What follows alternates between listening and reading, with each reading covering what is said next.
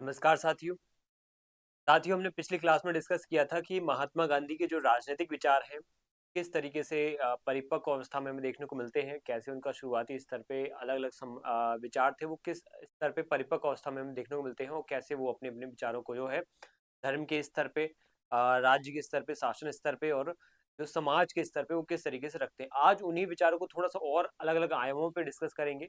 उन अलग अलग आयामों पे हम देखेंगे कि किस तरीके से उनके विचार जो है हमें और कई सारी बातों को क्लियर करके समझाते हैं किस तरीके की शासन व्यवस्था होना चाहिए। गांधी जी जो है वो आखिर ऐसे विचार दे रहे हैं तो क्यों दे रहे हैं?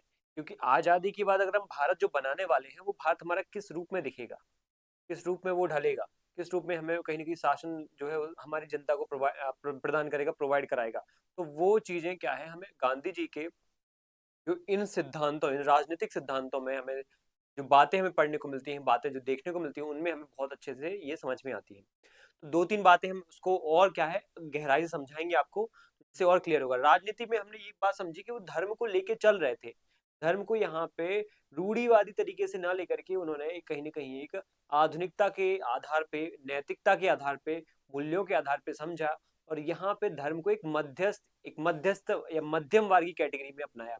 ना तो अति उच्च स्थिति में धर्म को यहाँ पे वो धार्मिक होकर के उन्होंने राज्य को यहाँ पे कहीं ना कहीं काम करने को कहा है, ना ही धर्म से हीन होकर के, धर्म विहीन होकर के राज्य को काम करने के लिए बोला है। उन्होंने धर्म का एक संतुलित, एक समन्वित रूप यहाँ पे प्रयोग करने की बात की है और धार्मिकता से युक्त होकर के आगे बढ़ने की बात की है। ठीक है, अब इसमें जरूरी है साध और साधन की पवित्रता। वो भी हमने देखी थी कि अगर साधन हमने अच्छा रखा है तो हमारा साध भी पवित्र होगा, या साध्य हमारा अगर अच्छा हमने चुना है तो हमें साधन भी अच्छा चुनना चाहिए। तो ये हमने बातें की थी। राज संबंधी विचार में राज्य को एक आवश्यक बुराई भी बोला है। अगर आप उनकी राम राज्य की परिकल्पना को समझोगे तो आपको एक बात समझ में आएगी कि हाँ, वो राम राज्य के लिए कहीं ना कहीं पक्षधर थे। वो राम राज्य के लिए कहते थे कि राम राज्य होना चाहिए। लेकिन राम राज्य आखिर क्यों, क्या वजह है ऐसी? राम राज्य के पीछे उनका जो मत था वो ये था कि अगर गांधी जी या गांधी जी जैसे और भी लोग यहाँ पे देश के शासन संचालन में योगदान दे रहे हैं तो कहीं ना कहीं वो एक समय बाद कैसे हो सकते हैं, रूढ़िवादी या कोई ना कोई आडंबर से ग्रस्त हो सकते हैं। एक शासक गांधी जी जैसे हैं, अगर उनके साथ साथ और भी कई सारे नेता हैं, ठीक है, अगर उनमें कोई भी बुराई है, ठीक है, अगर उनमें कोई भी बुराई है तो कहीं ना कहीं वो शासन को प्रभावित करेगी, है ना? कोई भी बड़ा नेता है, कोई भी बड़ा यहाँ पे ताकतवर प्रतिनिधि है, लोक नेता है, उसके अंदर कोई ना कोई बुराई है तो वो शासन को प्रभावित करेगा। तो दुनिया में कोई भी ऐसा व्यक्ति नहीं है जो कहीं ना कहीं बुराई से कहीं ना कहीं क्या हो, वंचित हुए, बुराई उसके ना हो। गांधी जी कहते हैं कि एक व्यक्ति जो है पार्श्विक प्रवृत्ति का भी होता है और एक होता है कहीं ना कहीं मानविक प्रवृत्ति या मानवता से युक्त भी होता है। दोनों पशुओं के समान उसमें जो गुण है वो भी होते हैं, इंसानों के समान अच्छे गुण भी होते हैं। नैतिकता और वो पार्श्विकता से भरा होता है। हमें यहाँ पे पहचानने वाली बात ये होती है कि उसके अंदर यहाँ पे वो हावी किसको होने देता है, पार्श्विकता को हावी होने देता है या फिर मानवता या फिर नैतिकता को हावी होने देता है। वही बात है कि अगर हमारा राज्य में एक प्रकार से ऐसा निरंकुश शासक आ जाते हैं, राजा आ जाते हैं तो वो कहीं ना कहीं शासन को या क्या कर देंगे, सत्यानाश कर देंगे। तो जरूरत इस बात की है कि शासन ही इतना सुगम, इतना आदर्श, इतना नैतिक होना चाहिए कि उसमें ऐसे लोग पनप ही ना पाए। वो राज्य व्यवस्था होना, वो ऐसी व्यवस्था होनी चाहिए, वो राम राज्य आधारित होना चाहिए, वहां पे लोग इतने पढ़े लिखे, इतने जागरूक, इतने नैतिक होना चाहिए जिनको यहाँ पे राज्य नाम की एक संस्था का निर्माण करने की आवश्यकता ही ना हो। हॉब्स हैं, कौटिल्य हैं या मैकियावेली है या हमारा शांति पर्व है, ये सब के सब एक बात दोहरा रहे हैं बार बार कि जो है हमारा शासन प्रणाली है या हमारी जो व्यवस्था है राज्य की, वो इसलिए आई है क्योंकि हमारे जो लोग हैं वो पार्श्विक प्रवृत्ति के, वो हिंसक प्रवृत्ति के हैं। गांधी जी कहते हैं नहीं, मानव हिंसक प्रवृत्ति का पूर्णता नहीं है। मानव के अंदर हिंसक, ये पार्श्विक प्रवृत्ति, पशु की प्रवृत्ति पूर्णता नहीं है। उसके अंदर एक मानवता, आत्मिक प्रवृत्ति भी है, उसके अंदर एक नैतिकता का गुण भी है। गांधी जी यहाँ पे बैलेंस अप्रोच लेकर के बात कहते हैं। फिर मैकियावेली, कौटिल्य जैसे लोग यहाँ पे कहते हैं अगर ये पार्श्विक प्रवृत्ति है तो इसको दूर कैसे किया जाएगा? राज्य का निर्माण करके। एक सामाजिक समझौता होगा, उसके बाद राज्य का निर्माण होगा, तब जाकर के एक राज्य जैसी व्यवस्था का शुरुआत होगी। लेकिन गांधी जी कहते हैं नहीं, इंसान जब पार्श्विक प्रवृत्ति का नहीं है, इंसान जब एक जानवरों जैसा हिंसात्मक व्यवहार नहीं करता है, बस वो थोड़ा सा कहीं ना कहीं झुकाव है उसका पार्श्विक प्रवृत्ति की तरफ, अगर हम उसको झुकाव मानवीय प्रवृत्ति या नैतिक प्रवृत्ति की तरफ कर देंगे तो हमें कोई राज्य की निर्माण की आवश्यकता नहीं होगी। ये सामाजिक समझौते, राज्य के निर्माण की बात गांधी जी कभी नहीं करते हैं, बल्कि वो तो राज्य को खत्म करने की बात करते हैं, राम राज्य की बात करते हैं। यही है वो राज्य को खत्म करके जो एक आदर्श स्थिति लाना, वही है राम राज्य गांधी जी का। ठीक है, तो गांधी जी का यहाँ पे रामराज हमें समझना पड़ेगा, ये बात हमने कल डिस्कस की थी पिछली क्लास में। इसके बाद लोकतंत्र संसदीय प्रणाली की आलोचना करते हैं लोकतंत्र को, और लोकतंत्र में जो संसदीय लोकतंत्र है वो खासतौर पे उन्होंने वैश्य बांझ के समान उसकी तुलना की, बांझपन के समान तुलना की है। फिर विकेंद्रीकरण और ग्राम स्वराज को हमने देखा था कि एक राजा की जो शासन या राज्य की जो शासन व्यवस्था है, या पूरा पूरा राज्य जो है वो बिल्कुल गांव से संचालित होगा, गांव केंद्रीय भूमिका में होंगे। गांव में हर एक व्यक्ति ग्राम सभा का क्या होगा, सदस्य होगा। फिर वो डिसाइड करेगा कि आखिर उसको शासन कैसे संचालित करना है, तो वो पूरे गांव में शासन संचालित वो लोग खुद करेंगे। ऐसे गांव, हजारों गांव मिलेंगे तो शहर बनेंगे, तो हजारों शहर मिलेंगे तो यहाँ पे देश बनेंगे, देश बनेंगे तो यहाँ पे विश्व बनेगा।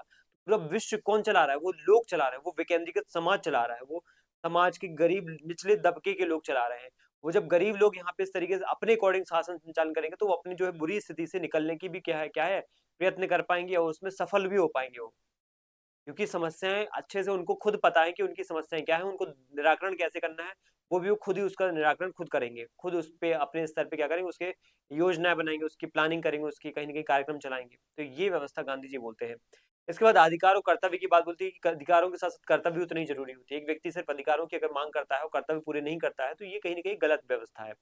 हमें अधिकारों के साथ साथ क्या है, अधिकारों के साथ साथ हमें कर्तव्यों को भी महत्व देना चाहिए। तो ये बातें हमने पढ़ ली हैं। आज हमारा डिस्कशन जो होने वाला है वो मुख्य रूप से होगा इस बात पर कि गांधी जी के जो राष्ट्रवाद में और अंतरराष्ट्रीयवाद में क्या एक व्यवहार है, क्या उनकी सोच है। तो गांधी जी यहाँ पे राष्ट्रवाद को लेकर के और अंतरराष्ट्रवाद यानी नेशनलिज्म और इंटरनेशनलिज्म को लेकर के क्या सोचते हैं, ये हम आज डिस्कस करेंगे। गांधी जी का राष्ट्रवाद को लेकर के क्या विचार है। गांधी जी कहते हैं कि अगर एक गांधी जी यहाँ पे राष्ट्रवाद आक्रामक नहीं है। अगर एक व्यक्ति आक्रामक होकर के बोले कि मुझे बहुत अपने देश से प्रेम है, आक्रामक होकर बोले और हिंसात्मक गतिविधियों को अपनाए कि मैं तो देश को बहुत प्यार करता हूं, मेरे लिए देश प्रेम ही सर्वोच्च प्रेम है, राष्ट्र प्रेम ही सर्वोच्च प्रेम है, और राष्ट्र प्रेम के नाम पे हिंसा कर रहा है, राष्ट्र प्रेम के नाम पे यहाँ पे क्या कर रहा है, लोगों को मार रहा है, तो ये कहीं ना कहीं राष्ट्र प्रेम नहीं है, ये आक्रामक राष्ट्रवाद है। और ये कहते हैं कि भारत को आजाद देखना चाहता हूं ताकि वह दुनिया को सेवा में खुद को कुर्बान कर सके। आखिर राष्ट्र प्रेम तो वो होता है, देखो राष्ट्रवाद जो है वो कहीं ना कहीं यहाँ पे हमें राष्ट्र प्रेम को दिखाता है।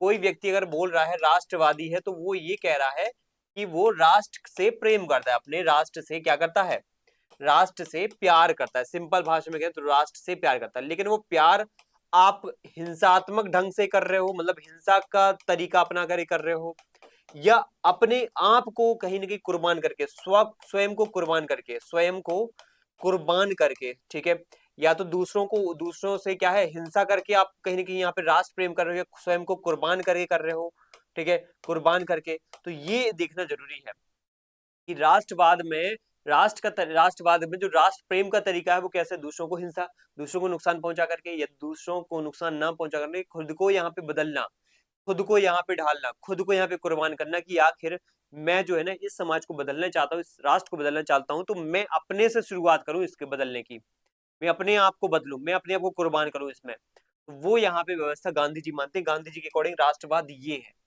ये सच्चा राष्ट्रवाद है। अगर हर व्यक्ति सिर्फ राष्ट्र प्रेम को इस तरीके से ना दिखाए कि बस वो तो देश को आजाद कराना चाहता है इसलिए वो मार भी सकता है और मर भी सकता है, ये व्यवस्था सही नहीं होती है, ये हिंसा की व्यवस्था है, ये आक्रामक राष्ट्रवाद है जो कि सही नहीं है।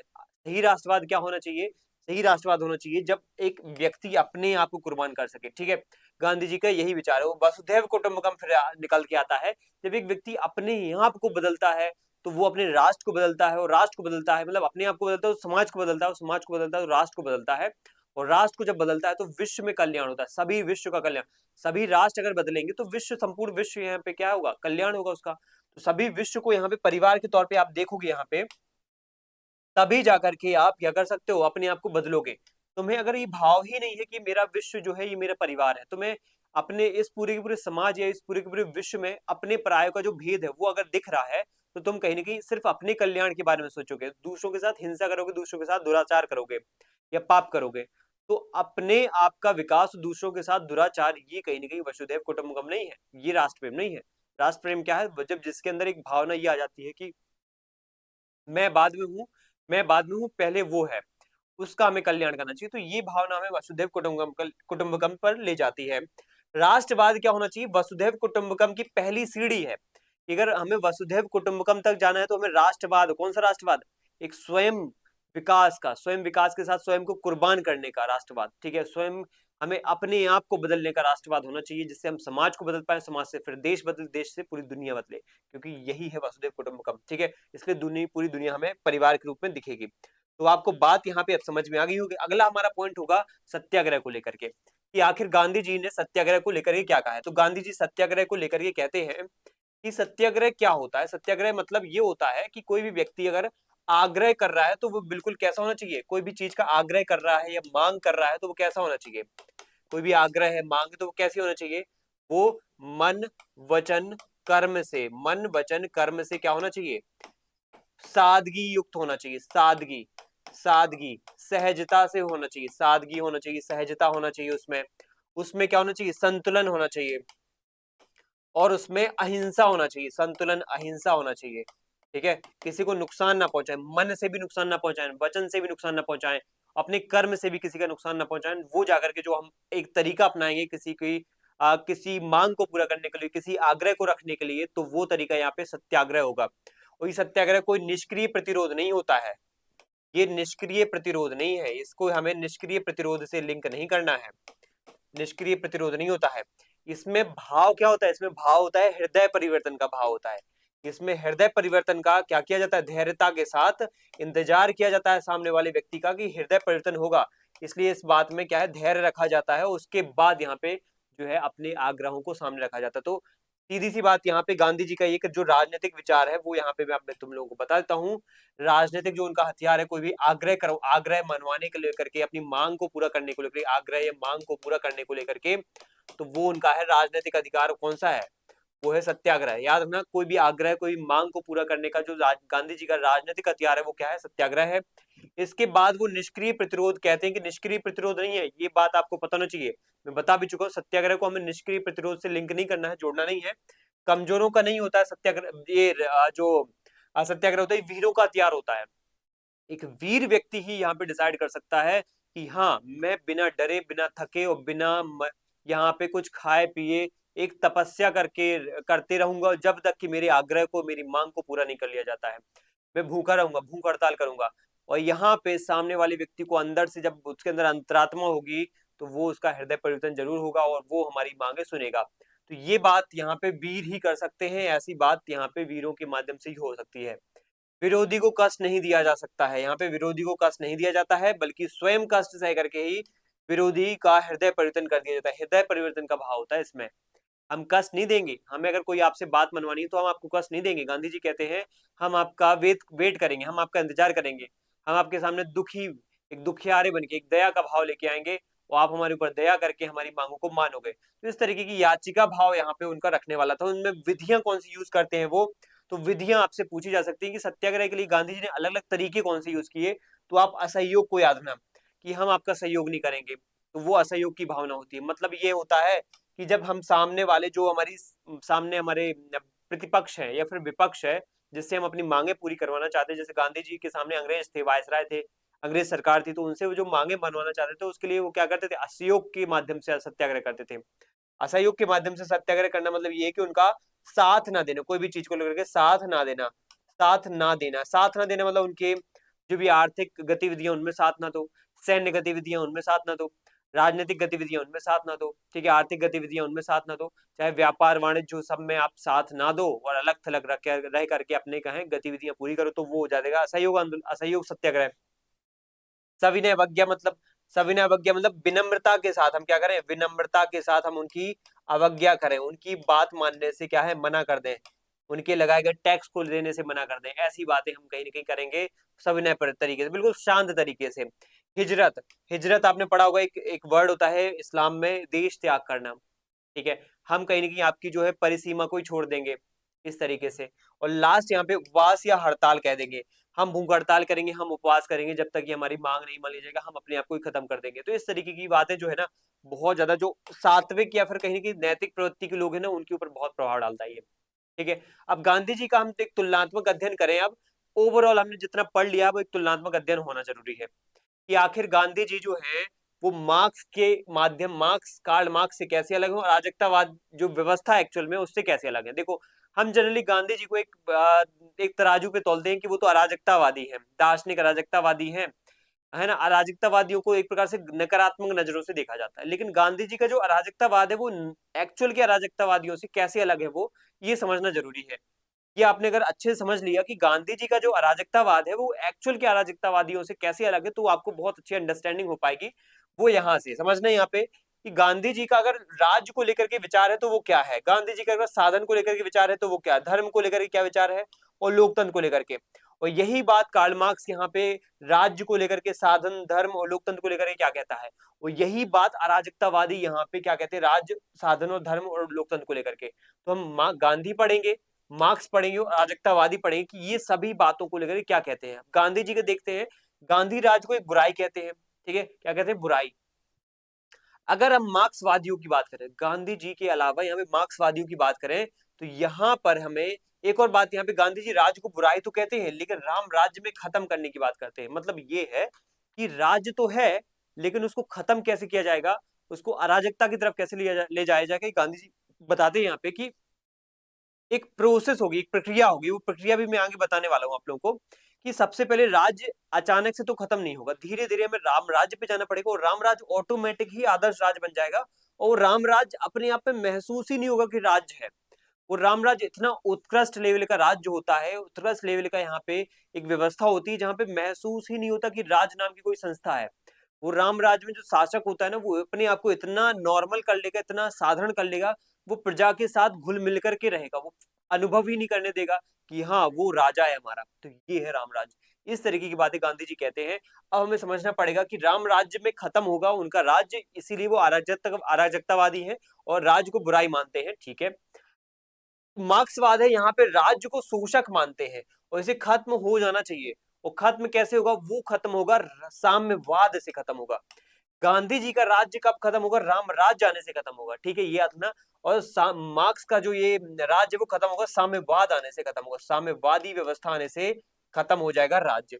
और अराजकतावादी ये तुरंत नष्ट कर देना चाहते हैं, राज्य में बिल्कुल ही व्यवस्था नहीं रखना है, राज्य में राजा जैसी व्यवस्था, राजतंत्र जैसी व्यवस्था, लोकतंत्र जैसी व्यवस्था नहीं रखना है। अराजकतावादी सीधा स्ट्रेट फॉरवर्ड यहाँ पे राज्य को नष्ट कर देना चाहते हैं, ठीक है।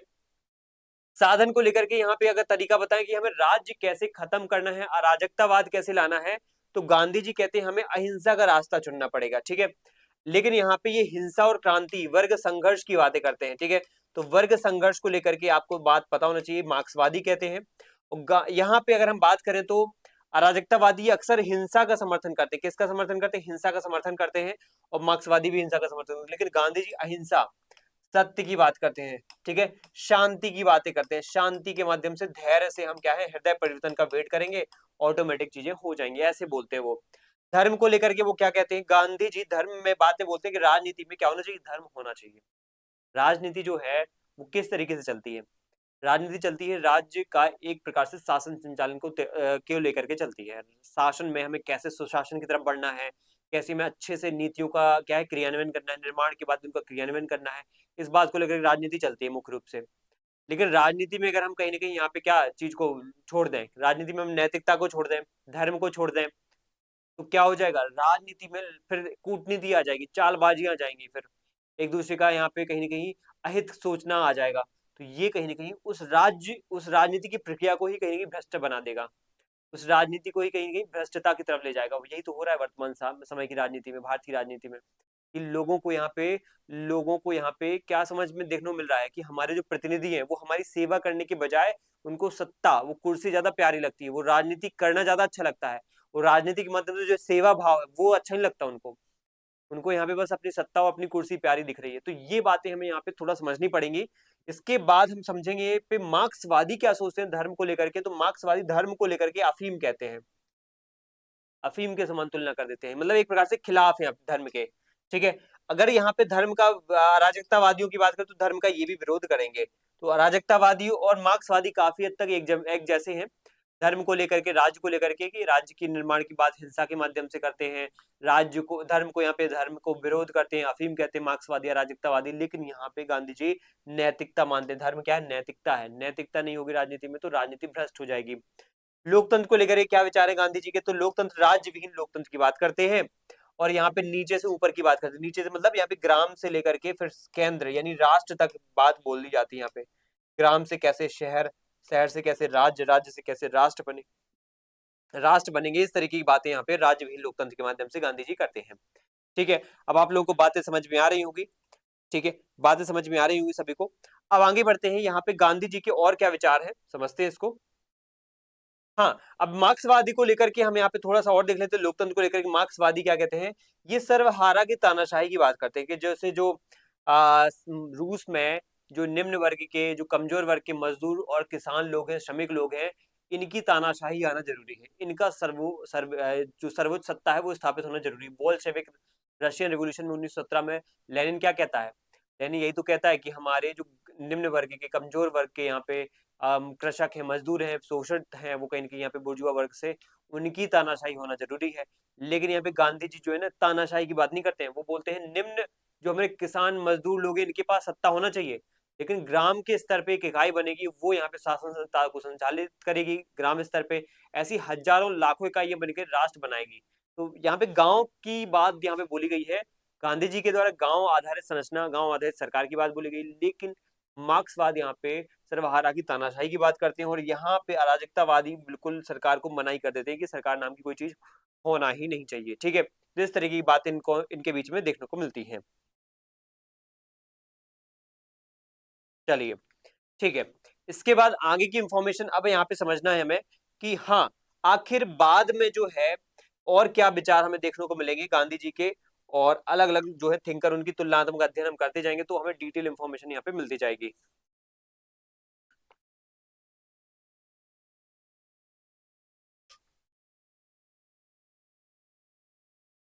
देखो, निष्कर्ष तौर पे हम कह देंगे अब कि आखिर गांधी जी कैसे हैं। फिर गांधी जी की बातें हमें थोड़ा सा किस दिशा में दिशा में सोचने पर मजबूर कर रही हैं, ये किस दिशा में हमें ज्ञान की जो है अनुभूति करा रही है। गांधी जी आखिर हमें दिख कैसे रहे, राजनीतिक रूप से वो कैसे दिख रहे हैं हमें। अगर मैं बोलूं ऊपर ऊपर से, तो गांधी जी बहुत ही शालीन तरीके से, अहिंसात्मक ढंग से एक ऐसी राजनीति चाहते हैं जो कैसी हो, जो अनुभव ही ना कराए कि वहां पे कोई राज्य नाम की संस्था है। हो जरूर, लेकिन वो अनुभव न कराए।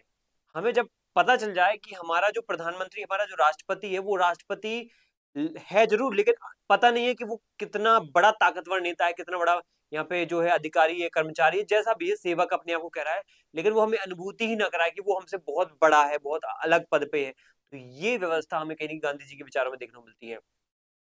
गांधी जी हमें एक प्रकार से व्यक्तिवादी देखने को मिलते हैं। अगर आपसे पूछा जाए क्या क्या गांधी जी व्यक्तिवादी, तो हाँ, हम कहेंगे गांधी जी व्यक्तिवादी हैं, क्योंकि व्यक्ति की अंतरात्मा को सर्वोच्च मानने की बात बोली है। उन्होंने कहा एक व्यक्ति जो होता है, उसके अंदर दो भाव होते हैं, दो गुण होते हैं। एक तो उसका मन होता है, ठीक है, या उसकी आत्मा बोल दो, ठीक है, मन आत्मा। और एक उसकी क्या है, शरीर होता है। और शरीर जो है ये कहीं ना कहीं उसकी क्या है, शरीर जो है उसका क्या है, एक उसकी भूख है। शरीर क्या है, उसकी भूख है। तो अगर हम बात करें शरीर की और भूख की, तो ये इंसान को पशुवत प्रवृत्ति में ले जाता है, पशुवत प्रवृत्ति में। और अगर हम बात करें यहाँ पे आत्मा और मन की, तो ये इंसान को चेतना के स्तर पे ले जाता है।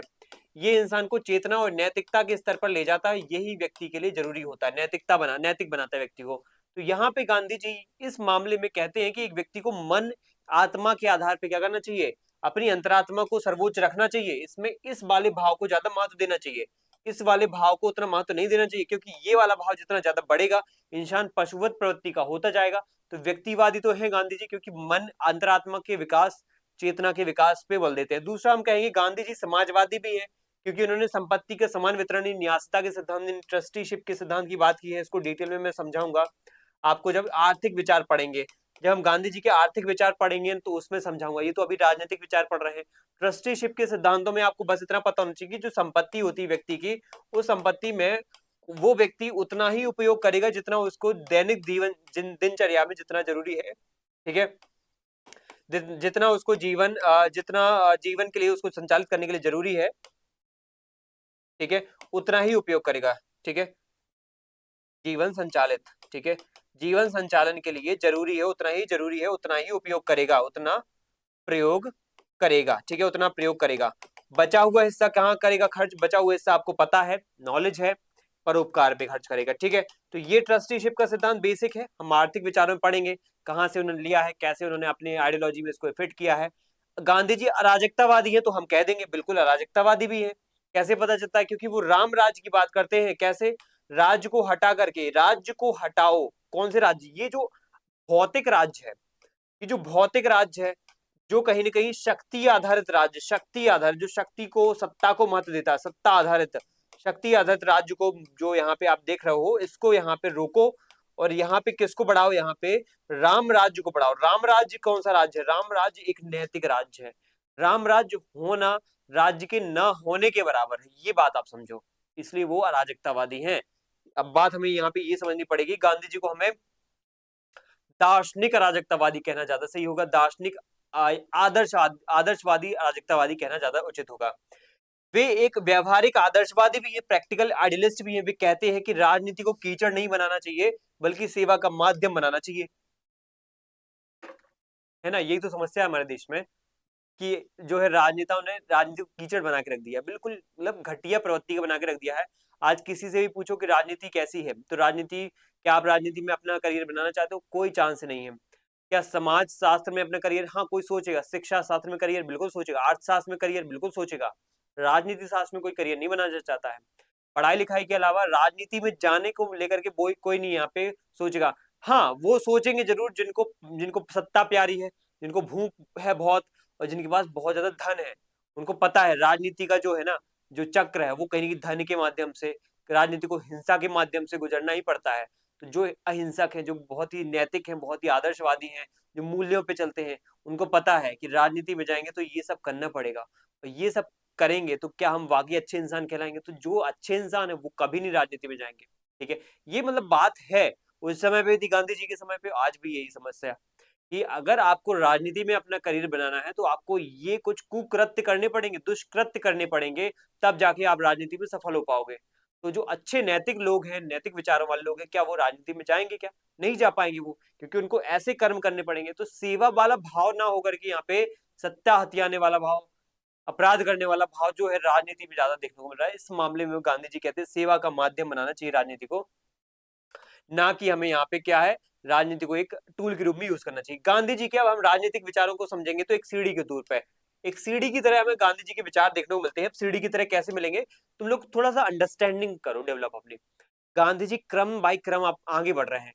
गांधी जी निष्क्रिय प्रतिरोध के बाद सत्याग्रह पे आए, सत्याग्रह के बाद वो अहिंसात्मक जो है तरीके से राम राज्य की बात करेंगे। तो ये किस तरीके से चीजें बढ़ेंगी आगे, कैसे वो ग्राम स्वराज की बातें करें, ग्राम से वो शहर समाज को बदलेंगे, समाज से शहरों को, शहरों से पूरे राष्ट्र को बदलेंगे, राष्ट्र से वो वसुधैव कुटुंबकम पे चले जाएंगे। तो ये राष्ट्रवाद से अंतरराष्ट्रीयवाद तक चले जाएंगे। तो एक सीढ़ी नुमा उनकी संरचना है, उनके विचार हम समझेंगे कैसे। सबसे पहले उनके विचारों में एक बहुत अच्छी बात देखने को मिलती है, अहिंसात्मक लोकतंत्र की बात।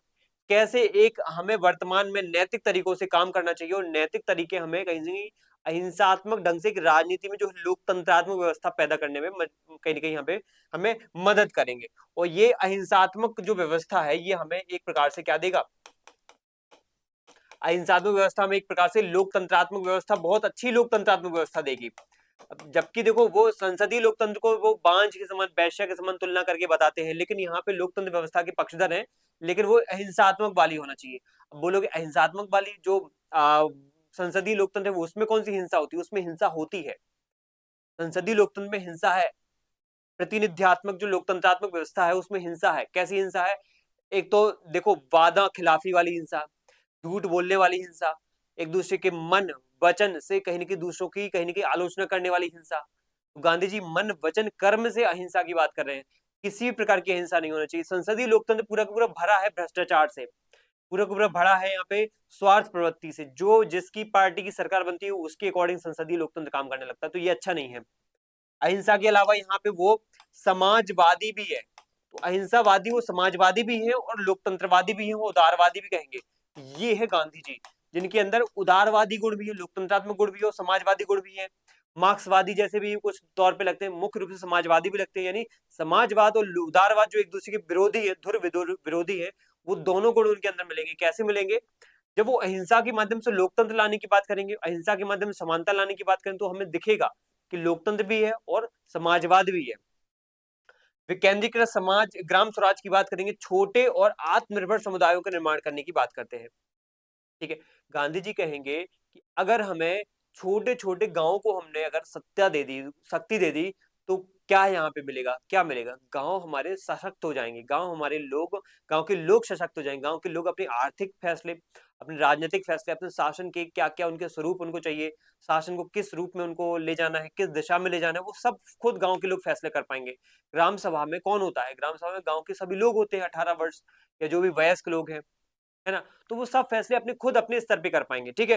तो अपने स्तर पे जब कर पाएँगे यहाँ पे, तब जाकर के हम कहेंगे क्या कि हाँ, गांधी जी जो है यहाँ पे किसकी बात कर रहे हैं? गांधी जी बात कर रहे हैं यहाँ पे एक ग्राम आधारित स्वराज की बात कर रहे हैं। यहाँ पे ये बात समझ में आएगी, तो विकेंद्रीकृत ग्राम स्वराज की बात उन्होंने की, छोटे आत्मनिर्भर समुदाय बनेंगे। वो आत्मनिर्भर समुदाय कोई और नहीं, ग्राम ही है। उन गाँव को हमने स्वराज देना है। स्वराज देंगे तो क्या आएगा धीरे-धीरे? स्वराज देंगे तो धीरे-धीरे क्या आएगा? उनके पास अपने शासन को लेकर के एक वो आएगी जागरूकता, अपने शासन को लेकर के क्या हो पाएँगे वो सजग हो पाएँगे।